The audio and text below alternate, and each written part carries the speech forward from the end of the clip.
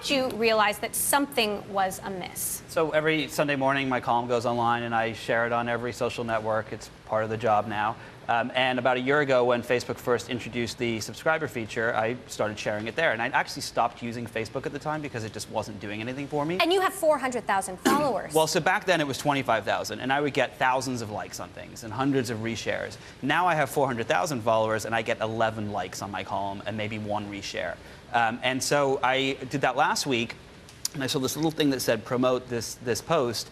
And I did it, paid $7, and said, let me see what happens, and I had a 1,000% increase. And I started looking at the news feed and asking other reporters and people that share content on there, and they were saying they were seeing the exact same thing. So as the number of subscribers has gone up like this, the interaction has gone down like So that. your hypothesis isn't just that paying for a post can promote it, but that Facebook is also suppressing content that's not paid for. Yeah, if I have 400,000 followers on there, and I'm getting 11 likes, and I can actually, I've done tests where I've looked at the click-through rates. You know, these are pages, these are columns that get 1 million page views on the New York Times, and it's getting 11 likes on Facebook. I can see that people are not seeing it.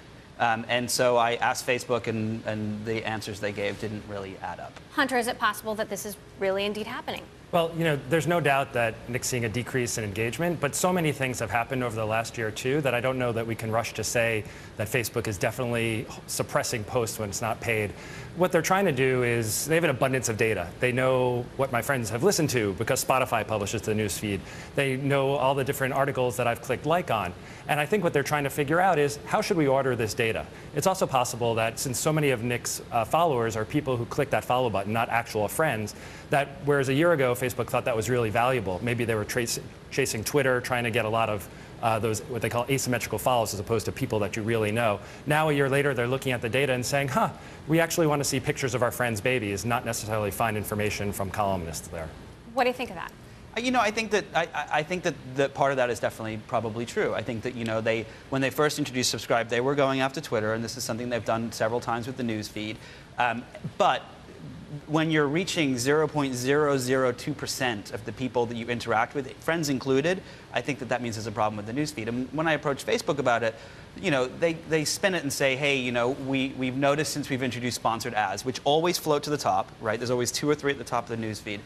We've noticed that we've had a 2% drop in interaction on the newsfeed, and we're very happy with that.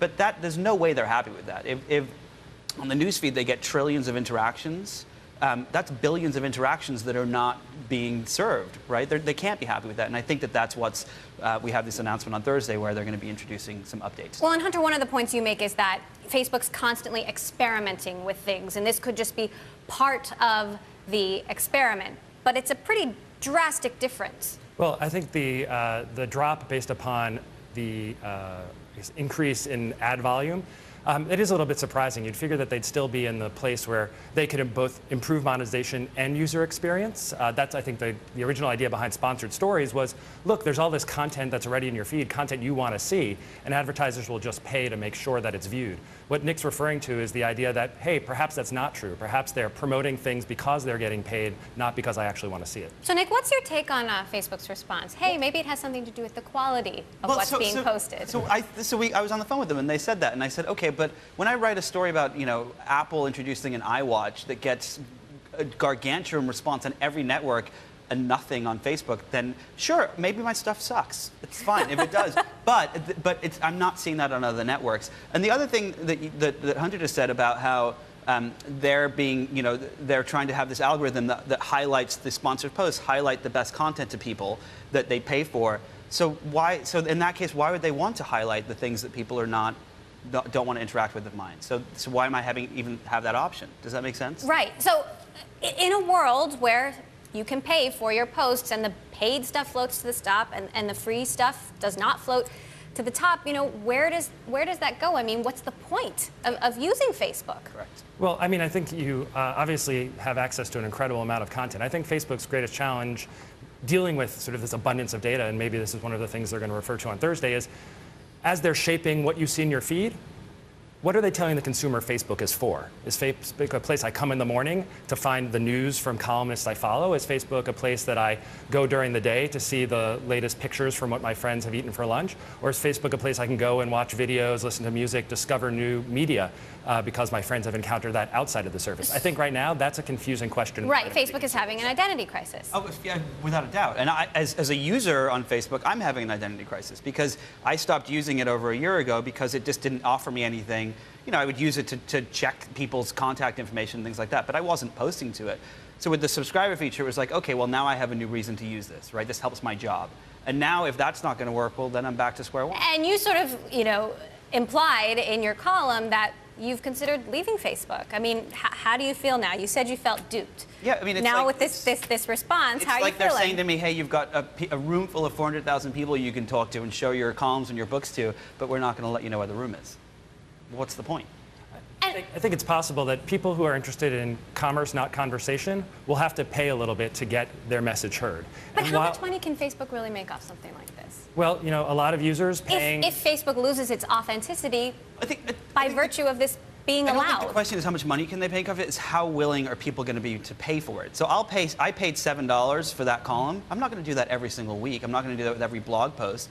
I would literally be just giving Facebook But my it might paycheck. turn out that the New York Times would be very willing to subsidize, you know, sponsoring Nick's stories when he's sharing that. They might not want to sponsor his Foursquare check-ins. They might not want to sponsor his tweets. Maybe Hunter can sponsor my stories.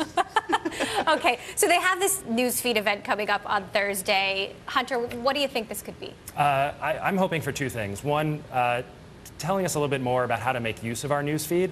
So I can go to YouTube, I can go to Facebook, and I can say, I want to see the YouTube videos that my friends have shared, or I want to see a particular type of information. I think they also might be starting to expand the user experience, the design. Facebook in a feed is a very vertical experience. It was built for the browser with a sort of a scroll bar. We're now in a world of touch screens where I should be able to use all 360 degrees, let me swipe right and left. I'm curious to see if they start to innovate on that front as well. What do you think? Yeah, I mean, I think if you look at the newsfeed from when it was first introduced years ago, it really hasn't changed. Sure, they've made the photos bigger and they've added almost like a cards-like experience where you can see links and things like that. But for the most part, it's square images and it looks exactly the same. And I think that, you know, they really need to adapt and change it. You know, Facebook has a problem where people really don't know what they're going to get, like Hunter said, and I think that they need to give you the option to be able to kind of decide and know what you're going to see when you go there.